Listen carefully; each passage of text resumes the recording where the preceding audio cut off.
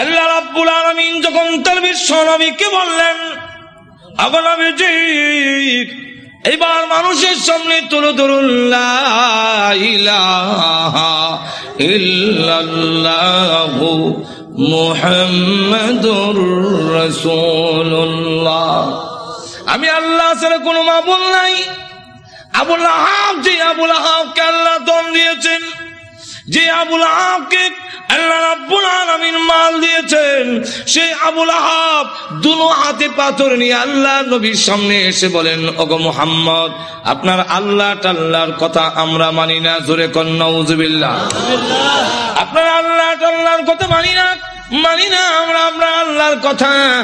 এই কথা বলে নবীজি যখন পাথর মারতে গেল, আল্লাহ রাব্বুল আলামিন তখন ডাক দিয়ে বলেন, ওগো নবীজি, আপনার বিরুদ্ধে আসে নাই, বরং আমি আল্লাহর বিরুদ্ধে এসেছে।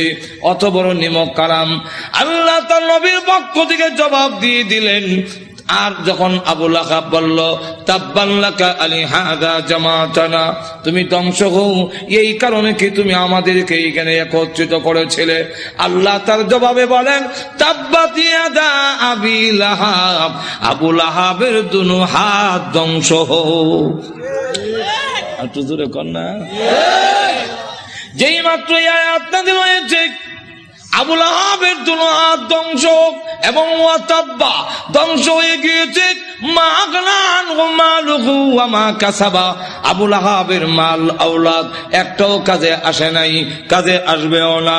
আল্লাহ রাব্বুল আলামিন আরো বলেন, সায়াসলা নারান যাতা লাহাবিন ওয়া ইমরাআতুহু, আল্লাহ রাব্বুল আলামিন বলেন, অচিরেই আবু লাহাব এবং আবু লাহাবের স্ত্রী দুজন শিখাময় আগুনের জাহান্নামের আগুনে প্রবেশ করবে। এই আয়াত নাযিল হওয়ার পরে প্রশ্ন হইতে পারে, আবু লাহাবের স্ত্রীর কথা, উম্মে জামিলের কথা কেন আনলো? মহিলার কি দোষ? মহিলার কথা উল্লেখ করেছেন হাম্মালাতুল হাতাব। আল্লাহ রাব্বুল আলামিন বলেন, ওই মহিলাটাও কি কারণ জানেননি? হাম্মালাতুন, বহন কর্মেওয়ালি। হাতাবা অর্থ হইল, মুফাসসিরিনে কালাম এর সাথে দুইটা ব্যাখ্যার মিল রেখে মুফাসসিরিনে কালাম বলেন, একটা ব্যাখ্যা হইল লাকড়ি, আর একটা ব্যাখ্যা হইল সুগুল করি। ওই আবু লাহাবের স্ত্রী গড়ে গড়ে যেতে গিয়া বলে, তোমরা কারা গো? মুহাম্মদ আমাদের ভাতিজা এবং আমার বিয়াই, আমি তার সম্পর্কে ভালো করে জানি, তোমরা তার কাছে যাইও না, সে পাগল, তার কাছে তোমরা যাইবা না।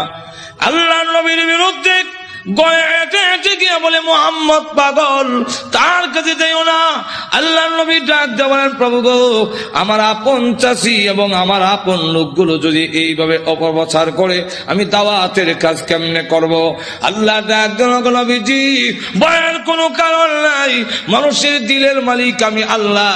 আপনার বিরুদ্ধে যারা গিয়া উস্কানি দিবে এবং বলবে পাগল, এদের দিল আমি আল্লাহ ঘুরাইয়া দিব, অটোমেটিক এরা আপনার কাছে হাজির হয়ে যাবে।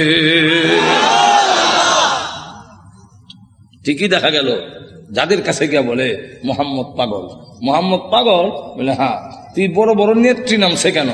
নেত্রী নামছে কেন?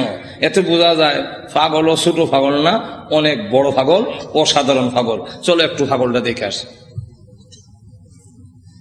পাগল দেখতে এসে দেখা দেখে আল্লাহ নবীর নুরানি চেহারা এত সুন্দর, খানায় কাবার সামনে দাঁড়ায় কোরআন শরীফ পড়ে, নবীজির চেহারার আলোতে কাবা ঘরের দেওয়াল আলোকিত হয়ে গেছে।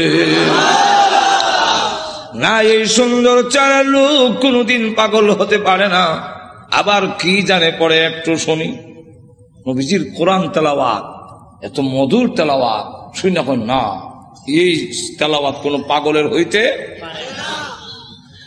والشمس وضحاها والقمر إذا تلاها والنهار إذا جلاها والليل إذا يغشاها। পিছন থেকে তারা কর, এই লোক কোনদিন পাগল হতে পারে না, তিনি আল্লাহর পয়গম্বর, কালিমা করে মুসলমান হয়ে গেছে। তো উম্মে জামিল সে বদনাম করে আল্লাহর নবীর বিরুদ্ধে, এবং লাকড়ি এনে প্রতিবন্ধকতা সৃষ্টি করে যখন বাধা দেয়, এই অবস্থায় আল্লাহ রাব্বুল আলামিন বলেন আবু লাহাবের স্ত্রীও জাহান্নামের ভিতরে প্রবেশ করবে। যেই মাত্র এই আয়াত নাজিল হয়েছে তখন আবু লাহাবের স্ত্রীও হাতের মধ্যে পাথর নিয়ে কোমর ও কাপড় বেঁধে রসুলের উপরে হামলা করার জন্য খানায় কাবার দিকে যখন ধাবিত হচ্ছে, আবু বকর সিদ্দিক বলেন ইয়া রাসূলুল্লাহ, ওই দেখেন আপনার চাষিও বিয়াইও উম্মে জামিল হাতের মধ্যে পাথর, কোমরের মধ্যে কাপড় বান্ধা, এতে বোঝা যায় মহিলা হামলা করবে। একজন মহিলা যদি হামলা করে ইজ্জত আর তাহে কই। অগণবীজি আবার উনি আপনার মুরব্বী, ওনার ধাক্কা দেওয়া তো যাবে না। আর মহিলা তো এমন এক জিনিস, এমন বিপজ্জনক, ধাক্কা যদি দেন ফিরে বের লেগে বিপদটা তো আপনার উপর।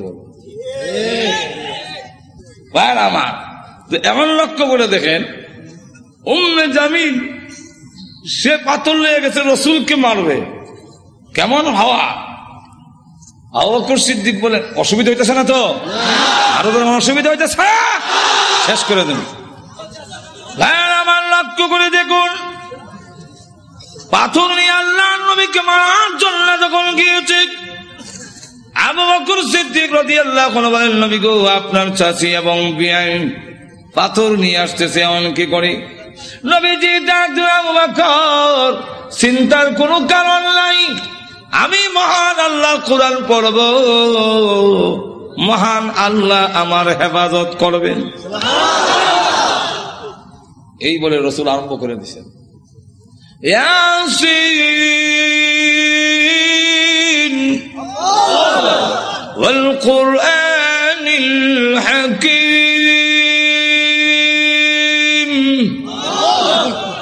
উম্মে জামিল কাছে গিয়া কয়, এ আবু বকর, একা একা বসে রইছ, তোমার সাথী মোহাম্মদ কই আজকে? আবু বকর সিদ্দিক রাদিয়াল্লাহু আনহু বলেন, আমি দেখি আমার পাশে বইয়া কোরআন শরীফ পড়তেছে, নবী দেখতেছি আর কানে শুনতেছি। মহিলা জিগায় মোহাম্মদ কৌ, তা তো বোঝা যায় দেখে না, দেখে না যেমন আমি কইলাম কি। উম্মে জামিল হুমকি দেয়, তার ভাগ্য ভালো, তার কপাল ভালো, পাইলাম না, লুকাইয়ে গেছে, লুকাইয়ে গেছে, পাইলাম না, হ্যাঁ ভাগ্য ভালো। আর না আন্দাজ পাইছে না, আমার ডাবল হওয়া, ডাবল হওয়ার মানে দেশ যারা চালায়, এক সর্দারের বউ আমি, আরেক সর্দারের কন্যা। আবু জাহেল আমার বাপ, আবু লাহাব আমার স্বামী। আর ভেঙে ফেলব, ডাবল হওয়া। ডাবল হওয়ার কেমনি হইল? সব তোর ভেঙে কোয়া যায় না, বিপদ তো আছে। আমার ডাবল হওয়ার পাইলাম না, তার ভাগ্য বালা। আবু বকর সিদ্দিক বলেন, আমি দেখি তুই দেখস না, হিরো বুঝলাম না। নিবেদন করছেন ইসলামী প্রযোজনা প্রতিষ্ঠান বেতার বিতান রেডিও এন্ড সিডি। সে যখন চলে গেল, আবু বকর সিদ্দিক বলেন, হুজুর আমি দেখি, সে দেখলো না কেন? আল্লাহর নবী বলেন, আবু বকর তুমি কি কোরআন শরীফ পড়ো না? আল্লাহ রাব্বুল আলামিন আগে আমাকে জানাইয়া দিয়েছেন, وَإِذَا قَرَأْتَ الْقُرْآنَ جَعَلْنَا بَيْنَكَ وَبَيْنَ الَّذِينَ يُؤْمِنُونَ بِالْآخِرَةِ حِجَابًا مَسْتُورًا।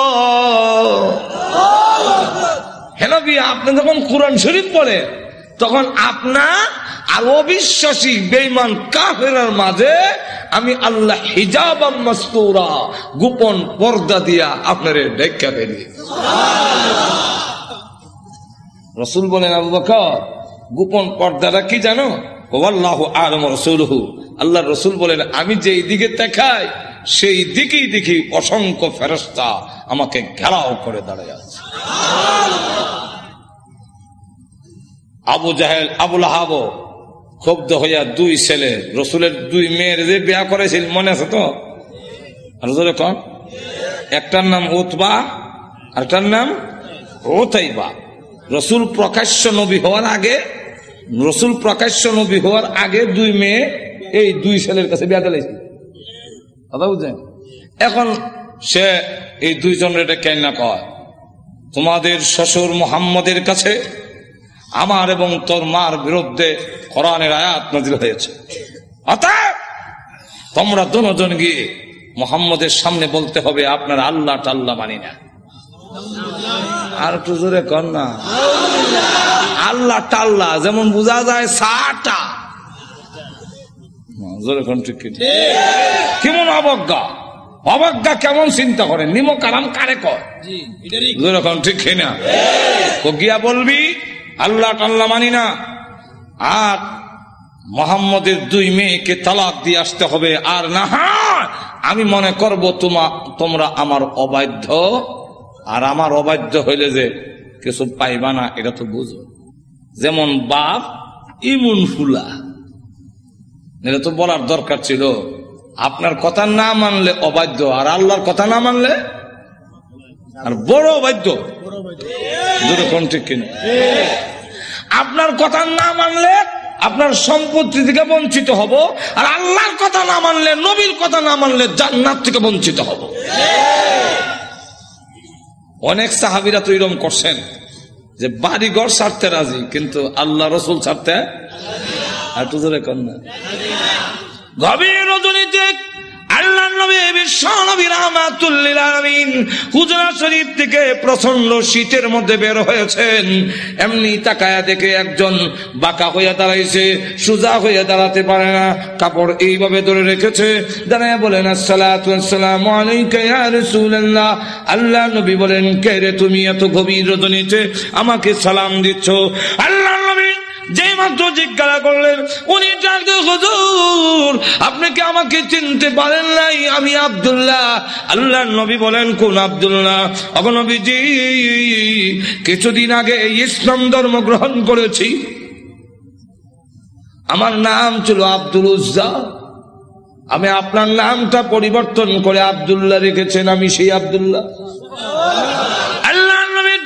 বলেন, আমার আব্দুল্লাহ তো ধনী বাপ চাচা, তার বাপ চাচা ধনী ব্যবসায়ীর ছেলে, সকাল বিকাল কাপড় পরিবর্তন করে আসতো।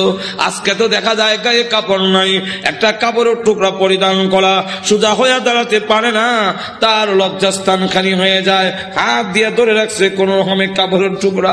আল্লাহর নবী বলেন, আমার আব্দুল্লাহর এই অবস্থা কেন? শীতের মধ্যে তরতর করে কাঁপতেছে, কিন্তু কোনো কথা বলে না, কোনো ডাক দেয় না। নবী গো, অপেক্ষায় বসে আছি, কোন সময় আপনি বের হবেন? আপনার নুরানি চেহারা যদি এক নজর দেখতে পারি, তাহলে আমার অন্তরে আর কোনো দুঃখ থাকবে না। আল্লাহর নবী বলেন, কি হলো তোমার এই অবস্থা কেন? আব্দুল্লাহ, হুজুর আপনার দরবারে কেন আসা যাওয়া করি? আমার চাচা আমাকে বলেছেন বাড়ি ছেড়ে দিতে হবে, আর না কয় মুহাম্মদের দরবার ছেড়ে দিতে হবে। নবী গো, আমি ঘোষণা দিয়েছি, প্রয়োজন বোধে আপনার বাড়ি কেন তামাম পৃথিবী ছেড়ে দিতে পারি, কিন্তু একটি মুহূর্তের জন্য বিশ্ব নবীর দরবার আমি ছাড়তে পারবো না।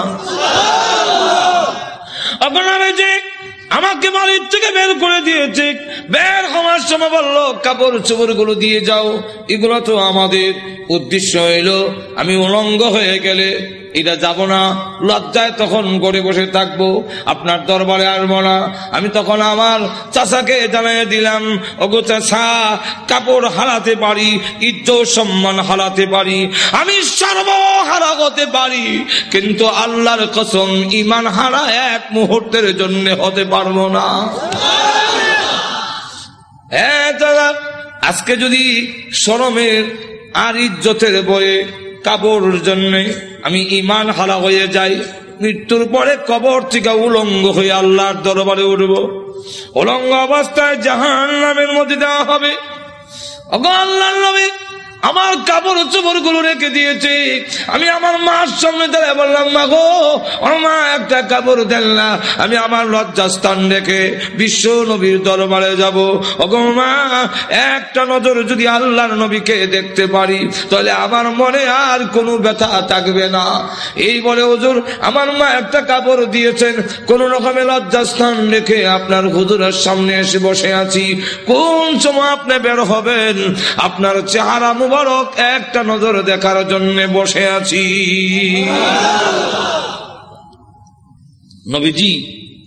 তার করুণ কাহিনী শুনে বিশ্বনবী পর্যন্ত চোখের পানি রাখতে পারলেন। আল্লাহ নবী ডাক দিয়ে বলেন, আব্দুল্লাহ আমার ঘরে আয়, হুজুরের শরীফে আয়, এই নে আমার ব্যবহারের 2 খান কাপড় তোরে দান করলাম। নবীজির 2 খানা কাপড়, ব্যবহারের কাপড়ের দাম আছে না নাই? এরপর থেকে আব্দুল্লাহ জুল বাকাতাইন হয়ে গেল। খালি আব্দুল্লাহ না, এমন টাইটেল লাগছে। আল্লাহ নবী আব্দুল্লাহ বল, তোর কোন আকাঙ্ক্ষা আছে নি? আব্দুল্লাহ হুজুর, দুনিয়ার কোন আকাঙ্ক্ষা নাই, আপনার কাছে আমার একটা দরখাস্ত। নবীজি আপনি বলেছেন শাহাদাতের মরণ হইলে মরণের কষ্ট হয় না। আপনি বলেছেন শাহাদাতের মরণ হইলে কবর গেলে মুনকার নাকির আসে না। আপনি বলেছেন শহীদ হয়ে মরলে কিয়ামতের মাঠে কোনো হিসাব কিতাব হবে না, বিনা হিসাবে জান্নাতে যাবে। তাই আমার দরখাস্ত, ওগো নবীজি আপনি আল্লাহর কাছে বলুন আমার শাহাদাতের কামনা যেন মহান আল্লাহ কবুল করে নেন। নবীজি দোয়া করে দিলেন, দোয়া রসুলের দোয়া, হাত উঠাইতে দেরি একটু ধরে কবুল হইতে। আল্লাহ নবী বিশ্ব নবী রাহমাতুল লিল আলামিন দোয়া করে দিলেন। এখন আব্দুল্লাহর জন্য দোয়া কেমন কবুল হয়ে গেছে। তবুকের যুদ্ধে গেলেন, কিন্তু তবুকের যুদ্ধটা হইল না, ফিরে আসবেন। আব্দুল্লাহ রাস্তার মধ্যে অসুস্থ হয়ে গেলেন, সেখানে তিনি ইন্তেকাল করলেন।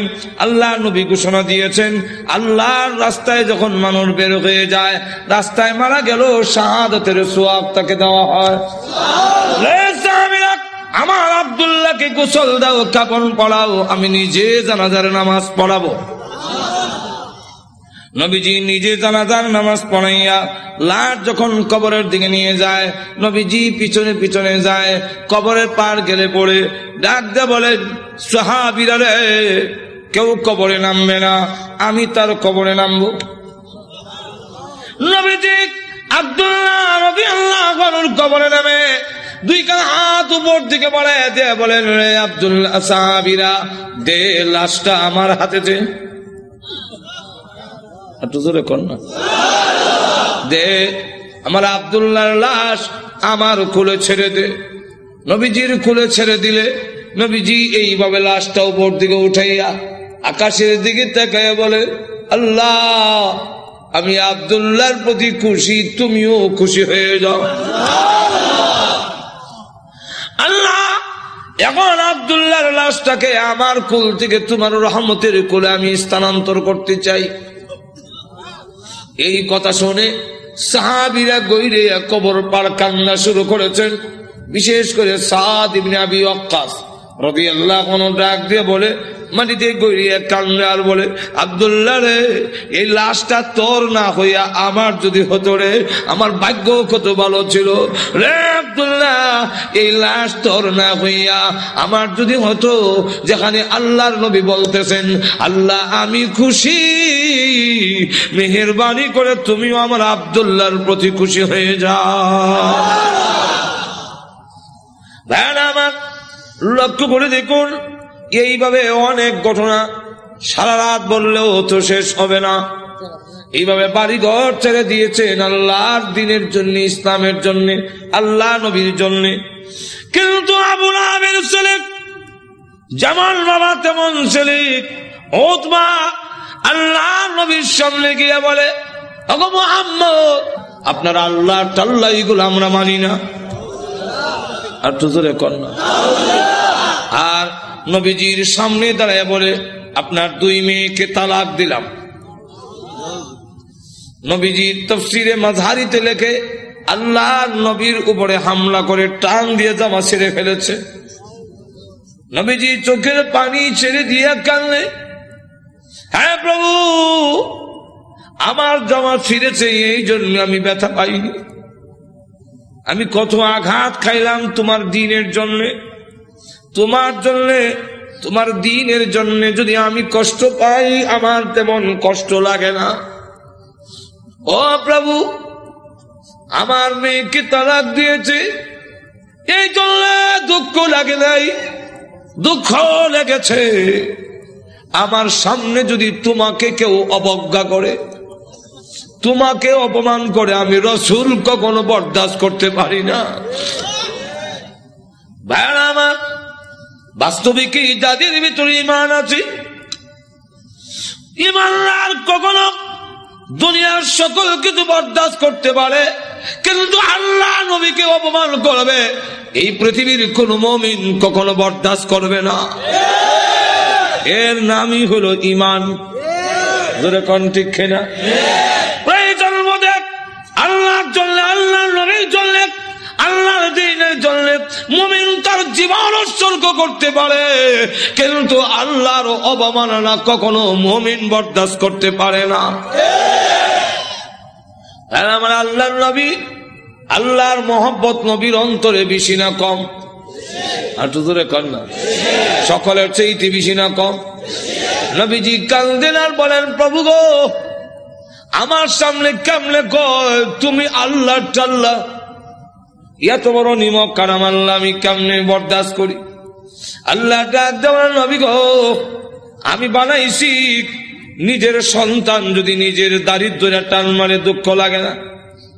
না লাগে? নিজের সন্তান যদি কিল মারে খাবলায় কষ্ট লাগে না?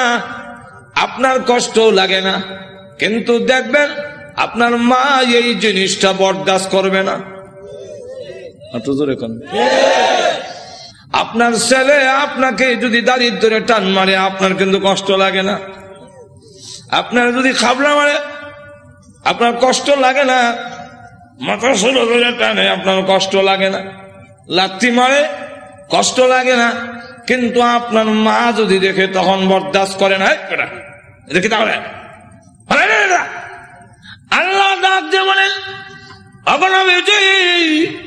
আমি বানাইছি মানুষ, এই মানুষ যদি আমার সাথে বেয়াদবি করে, আমাকে গালি দেয়, আমার বিরুদ্ধে বলে, এত আঘাত লাগে না, কিন্তু আমার নবীকে যদি কেউ কিছু কয় আমি আল্লাহ বরদাস্ত করি না। আমার নবীর বেয়াদব আমি আল্লাহ ছাড় দেই না। আমার নবীর গায়ে আঘাত করলে আমার কষ্ট লাগে।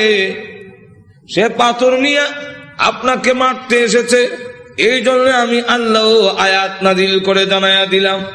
নবীজি এখন বদদুয়া করেন, আল্লাহ তোমার কুকুর সমূহ থেকে একটা কুকুরের উপরে মুসাল্লাত করে দাও, চড়াইয়া দাও।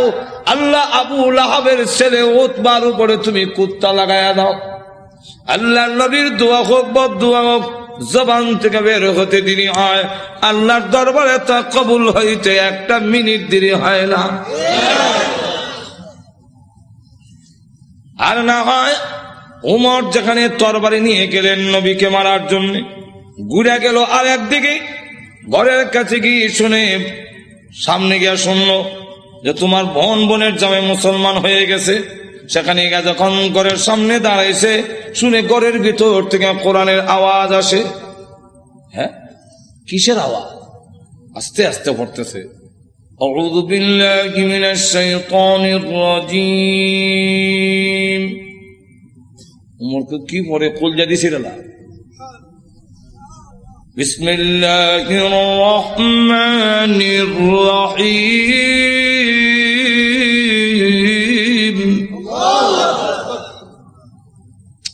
হ্যাঁ, গরকে আওয়াজ হইনা ফাতেমা কাহা আজরাইল আইছে, দরজা খুলছে। আর ফরায় যে হযরত খাব্বাব রাদিয়াল্লাহু, তিনি দরজার আড়ালে লুকাইয়া গেছে, আল্লাহ লা ইলাহা ইল্লাল্লাহ সুবহানাকা ইন্নী। বোন এবং বোনের জামাইরে তো একবারে মারবে না, উমর তো আমারও দুই টুকরা করলে তরবারি আতুই আছে। দরজার আড়ালে লুকাইয়া খালি খতমে ইউনূস পড়ে। উমর ঢুকা তার বোন রে দিল এক থাপ্পড়, বোনের জামাইরে থাপ্পড় খাইয়া উল্টে গিয়ে পড়ছে। বোন বাধা দিয়ে, আমার স্বামীরে মারো কেন? দিলাম তোরা একটা। বোন যখন থাপ্পড় খাইছে, কানের পর্দা ফেটে গেছে। বোন তখন কয়, শোনো, তুমি যেমন খাত্তাবের ছেলে, আমিও খাত্তাবের মেয়ে। তুমি জানো না ঈমান এমন এক জিনিস, এটার মধ্যে যত চাপ দেওয়া যায় অত এটার স্প্রিড। ইমানদার এমন এক জিনিস, এটার যত গুতা দিব অত ভালো উঠবো, গুতা দিত না, ঘুমাইতাম। চিড়িয়াখানা গেছে, দেখে চিড়িয়াখানা এক বেটা গিয়া দেখে ফিঞ্জিরের ভিতরে রড দিয়া বাঘ তো আটকাইতেছে, দেখছেন না? তো চিড়িয়াখানার খানা এটা তো আর মুক্ত না, সে যেভাবে মুক্ত গরু ধরে খাইতো এভাবে তো আর খাইতে পারে না, সামান্য খাওয়ান ভাই শরীর রয়েছে। তো ধর্ষণার্থী একজন দেখেন না, এক লোকটা কর, আহা এটা শুনছি বাঘ, এটা দিয়ে ছাগল, বাঘে না মানুষ দেখলে তর্জন গর্জন করে, এটা দিয়ে কিচ্ছু কয় না, তো দিছে সাথী দেখ গুতা নিবেদন করছেন খাওয়ান ঠিক ভাই হয় না, প্রতিষ্ঠান তোমার একটা গুড়া কিমরে কামড়া সিটি সেন্টার গুতা দেশ করে জানাস না, ভাত গুতা দিলে ভালো উঠবো, যেমন গুতা দিছে এমন হাত হাত করে দেন খালিছে, জুতা মুজা হাতে ফালাই একটা দিচ্ছেন তো ধরে কোন ঠিক কিনা। ফাতেমা ডাক দেখো, ভাই তুমি যে আমার চট দিছে মনে করছো আমি বন্ধ হয়ে যাবো? সুস্পষ্ট করে বলে দেই, সত্য ধর্ম গ্রহণ করছি, মারতে পারো, জীবন গেল ছাড়তাম না। এখন কয় এই এটা নিয়ম, মানুষ যখন দিনের উপরে ইসলামের উপরে অটল অচল থাকে তখন তারা আল্লাহ সাহায্য আসে, আর যারা নির্যাতন করে হেরার দিলের মধ্যে আল্লাহ ডর ঢুকাইয়া দেয়। উমর কয় ইয়া তো মারলাম তো সামলাইতাম পারি না, কি পড়ছি রে দেখ না, তোমাকে দেওয়া যাবে না। কেন? এটা কোরআনের অংশ। ইন্নাহু লাকুরআনুন কারীম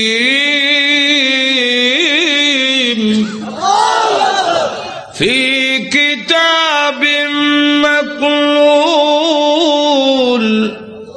লা ইয়ামাসসুহু ইল্লাল মুতাহহারুন।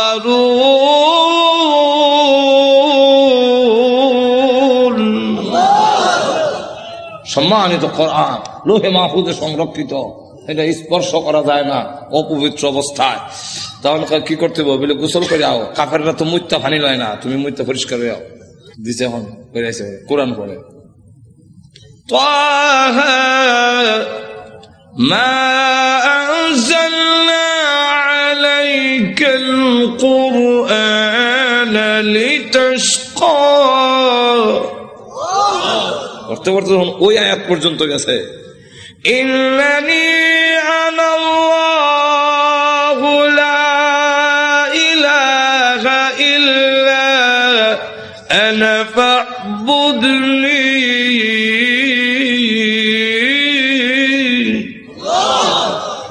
দেখে চোখ থেকে পানির নহর চালু হয়েছে। এমনি ডাক দেখো বোন, আমার মোহাম্মদের দরবারে নিয়ে আসল। তো পর্দার আড়ালে যিনি লুকাই আছিল দরজার আড়ালে, মনে আছে তো? ঘটনা কোনটা আমার উদ্দেশ্য না, ঘটনা হলে তো এইটার মধ্যে 1 ঘন্টা দেবো। ঘটনা হওয়া উদ্দেশ্য না, উদ্দেশ্য রইল ওই কথাটা বুঝে পেলে গা দরজার আড়াল থেকে এমনি কয় আর লুকাই থেকে লাভ নাই। ওখান বুঝে লাইছি উমর মারত না। তো সংবাদটা আমি আগে দিলাই, কারো সুসংবাদ আগে দিতে একটা মনের মধ্যে একটা আনন্দ পাওয়া যায়, তো আমি আগে দিলাই। এমনি দরজার বাইরে থেকে আড়াল থেকে বেরিয়ে কয় হ্যাঁ মা, তাদেরকে কোরআন শরীফ আমি পড়াইছিলাম। আচ্ছা, তো আপনাকে সুসংবাদটা দেওয়ার জন্য বেরিয়েছে, কারণ লুকাই আসলাম। কি সুসংবাদ?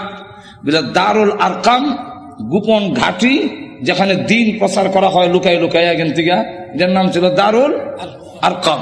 এই দারুল আরকামে গত রাত্রে আমি বিশ্ব নবীকে দোয়া করতে শুনছি। আল্লাহ রসুল বলছেন আল্লাহুম্মা আইজ্জিল ইসলামা বি আহাদিল উমরাইন। আল্লাহ 2টা উমর থেকে একটা উমর ইসলামের ভিতরে এনে ইসলামের শক্তিশালী করে দাও। একটা হলো উমর ইবনুল খাত্তাব, আর একটা হলো উমর ইবনে হিশাম, যার টাইটেল হলো আবু জেহেল। আগে আসলে আবুল হেকম, এরও নাম উমর, আর আমিরুল মুমিনিন উনার নামও উমর। আল্লাহ রসুল বলেন এই 2টা উমর থেকে একটা উমর আমারে দাও। আল্লাহ রাব্বুল আলামিন মনে হয় গত রাত্রের রসুলের দোয়াটা তোমার বেলায় কবুল হয়ে গেছে। কথাটা বুঝলেন? তো রসুল দোয়া করতে দেরি হয়, বদদুয়া হোক এরকম। তো এই অবস্থায় দোয়া যখন বদদুয়া হোক আর দোয়া হোক কবুল হয়ে যায়, রসুল যখন কইয়া দিলেন কুকুর সমূহ থেকে একটা কুকুর সরাইয়া দাও, এখন দেখেন কি হয়। আবু লাহাবের ছেলে উতবা, সে সিরিয়ার থেকে ব্যবসায়ী কাফেলা নিয়ে আসতেছে, রাস্তার এক জায়গার মধ্যে বিশ্রামের জন্য তাদের গমের বস্তা খেজুরের বস্তা তৈছে, এমনি দেখে পাহাড়ের টিলার মধ্যে একটা ভাগ বৈশা খালি মাথা ঘুরাইয়া আবু লাহাবের ছেলে উতবারে ভালো করে দেখে, যেমন বোঝা যায় গোয়েন্দা অফিসার আসামি দেখতেছে। এমনি সে ডাক দিয়া কয়, ও আমার সাথীরা, বাঘ যেইভাবে আমার দিকে চায় এতে বোঝা যায় মুহাম্মদের বদদুয়া কবুল হয়ে গেছে। তো রসুল তো বলছিলেন কুকুর, এখন তো বাঘ, উল্টা দি না, উল্টা না, রসুল কুকুর দিয়া বাঘই বুঝাইছেন, হেরাও বুঝছে। এর কারণ রসুল বাঘ কইয়া কুকুর কইয়া কুত্তা বুঝাইলেন কেমনে? কুকুর মানে বাঘ, বাঘ মানে কুকুর, দুইটার একটা মিল আছে। কি মিল? চতুষ্পদ জানোয়ারের মধ্যে কুত্তা হাও আলগি দিয়া পেশাব করে, আর বাঘও হাও আলগি দিয়া পেশাব করে। তাহলে মুতায় মুতায় দুইটার একটা মিল আছে। হাইওয়াতুল হাইওয়ান নামক কিতাবের মধ্যে এই ইয়েটা দিচ্ছেন, কথা বুঝছেন? এখন আসুন, তাহলে দেখা গেল এই অবস্থায় সকলে আপনি আমাদের ছেলে, সর্দারের ছেলে, আপনার সিকিউরিটির ব্যবস্থা আমরা করব। আপনি ভয় পাচ্ছেন কেন? সিকিউরিটি তারা করবো। সিকিউরিটি কত সিকিউরিটি বন্দুক লেগে খারাপ হিসেবে দেয়, লোক নাই, মানুষ নাই, গেল এরকম বহুত ঘটনা। আঠুজোর এখন না, গজব আসবার হইলে ফিরাইতে পারে না। এখন দেখা গেল সিকিউরিটি দিব, তখন তারা সব গমের বস্তা বুঝলেননি আর খেজুরের বস্তা একখানে একত্রিত করে একটা উঁচা পাহাড়ের টিলার মতো, মানে সেখানে জায়গা করে দিয়ে বলেন আপনি সেখানে ঘুমান, আমরা নিচে ঘুমাবো। বাঘের নিয়ম হইল আগে যারে পায় তারে খায়, তা আমাদেরকে খেয়ে না মেরে খাবে, এর আগে তো না। ঘুমান মানুষ সব ঘুমাইছে, হ্যাঁ নাক ডাকা। যখন নাক ডাকা আরম্ভ হয়েছে, বাঘে কয় আমার যাওয়ার টাইম হয়েছে। আল্লাহ যাইবার আগে গন্ধটা তোর নাক ফিট করে দেয়, এই গন্ধে যারে পাবি তারে ধরবি, উল্টা পাল্টা ধরিস না। বাঘ গিয়া যতটুকু ঘুমাইছে সবটিকে চেক করে,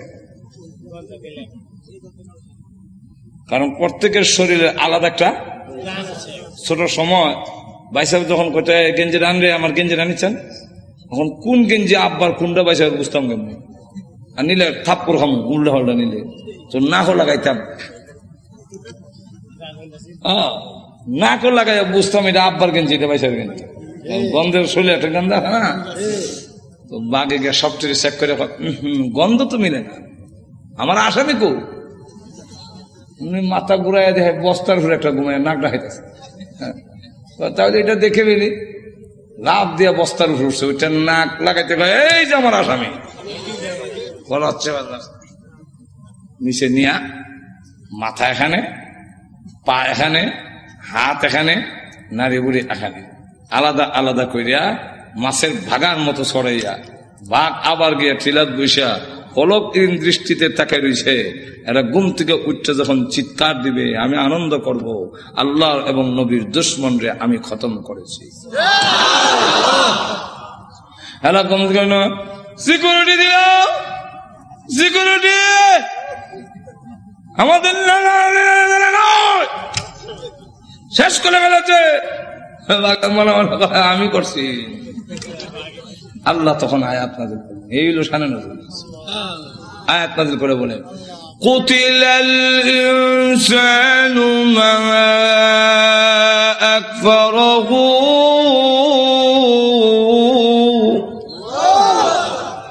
মানুষ ধ্বংস হয়েছে নি, আর তো ধরে কন রক্ষা করতে পারছে? আপনি আমিও ধ্বংস হব মরণের সময়, কেউ আমাদের রক্ষা করতে। আর তো ধরে কন কাল্লা ইযা বালাগাতিত তারাকিয়া ওয়া কিলা মান রাক,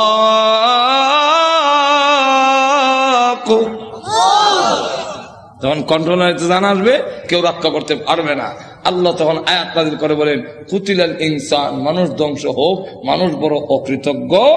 এখন আল্লাহ এক একটা নিয়ামতের কথা তুলে ধরে বলেন তুই যে অতিকৃতজ্ঞ হইলে একটু চিন্তা করলি না? মিন আইয়ি শাইইন খালাকা, তুই কিসের তৈরি, তোরে কি দিয়া বানানো হইলো? এটার জবাব পারবো না, কারণ আমি জানি না তুই কি দিয়ে বানিয়েছেন। এর লাগে আল্লাহ নিজেই জবাব দিয়েছেন মিন নুতফা, নাফাক পানি দিয়ে বানাইছি, যেটা অত্যন্ত ঘৃণিত। আমি আল্লাহ এত সুন্দর করে তোরে বানাইলাম। আবার বানাইছি যে খালাকাহু ফাকাদ্দারাহু, কাদ্দারা ইউকাদ্দিরু, এটার দুইটা ব্যাখ্যা। একটা ব্যাখ্যা হইল তোমাকে এইভাবে বানাইলাম, গরু ছাগল এইভাবে না, তোমারে কুদরতি স্প্রিং দিয়া জায়গায় জায়গায়, এখানে কুদরতি স্প্রিং, যেরকম ঠিক কিনা কুদরতি স্প্রিং। এরপরে গরু এমনি যেরকম ঠিক কিনা। কিন্তু মানুষ, তুমি সেলুনে গেছো চুল কাটবা, ডাইন দিকে বামে বামে যেরকম ঠিক না, ঠিক না। মানুষ তোর মাথা এইভাবে ঘুরাইবার মতো এই যে কুদরতি স্প্রিং দিয়ে তোরে বানাইলাম। আল্লাহ গরু কিন্তু এই ঠ্যাং ভাঙ্গিয়া পেশাব করতে পারে না, তোর আডু ভাঙতে পারো, তোর সব ভাঙতে পারো, কুদরতি স্প্রিং জায়গায় জায়গায় দিয়া আমি আল্লাহ এমন ভাবে বানাইলাম। আবার তুমি যখন বস্তা লইবা মাথা, তখন রড থেকে আরো শক্ত, জোরে কোন ঠিক না, ঠিক না। খালাকাহু ফাকাদ্দারাহু। আর একটা কাদ্দারার ব্যাখ্যা হইল কাদ্দারা ইউকাদ্দিরু তাকদীরান। এর অর্থ হলো তুই অত হতাশ হওয়ার দরকার নাই, অত পেরেশান হওয়ার দরকার নাই, সুদে ঘুষে খাওয়ার দরকার নাই। তোমার কপালও তোমাকে জন্মের 50,000 বছর আগে কপাল লেখা কয়টা দোকানের মালিক অবি, এটা লেখকেই তোরে দুনিয়াতে পাঠাইছি। যার বাস্তব প্রমাণ, যার বাস্তব প্রমাণ কপালে যদি না থাকে, বিদেশি ডিগ্রি থাকলেও বাংলাদেশের এমপি হতে পারে না। এমন ঘটনা বাংলাদেশও আছে। এমন শিক্ষিত লোক আছে যে আরেক দেশও গিয়ে পড়ায়, বিদেশ গিয়ে পড়ায়, এমন বড় ব্যারিস্টার আছে বাংলাদেশও, কিন্তু বুট পায় না। আর তো ধরে কন্যা বাংলাদেশে এমন ঘটনাও আছে, উচ্চ শিক্ষিত, তো উচ্চ ডিগ্রি নাই, কিন্তু বাংলাদেশ সরকার প্রধান হয়েছেন। কেন হয়েছে? এটা কপাল লেখা, জোরে কোন ঠিক না, ঠিক না। আর এটা ওই তালনাকে লেগে অত বড় ব্যারিস্টার হইয়া সংবিধান রচনা করিয়া ওই তো পারে না, খেলে কোন না হওয়ার কারণ হলো এটার কপাল এমপি লেখা নাই, জোরে কোন ঠিক কিনা। আল্লাহ তাই বলেন এক একটা নিয়ামত উল্লেখ করে আমাদেরকে বলেছেন নিমক হারাম হইও না। আল্লাহ আমাদের সকলকে তৌফিক দান করুন। সকলে বলেন আমিন। ওয়া আখিরু দাওয়ানা আলহামদুলিল্লাহি রাব্বিল আলামিন। সুপ্রিয় বন্ধুরা, আমার ইউটিউব চ্যানেলে আপনাদের জানাই আন্তরিক অভিনন্দন। আমাদের ভিডিও ভালো লাগলে এবং নতুন নতুন ভিডিও পাওয়ার জন্য আমাদের চ্যানেলকে সাবস্ক্রাইব করুন।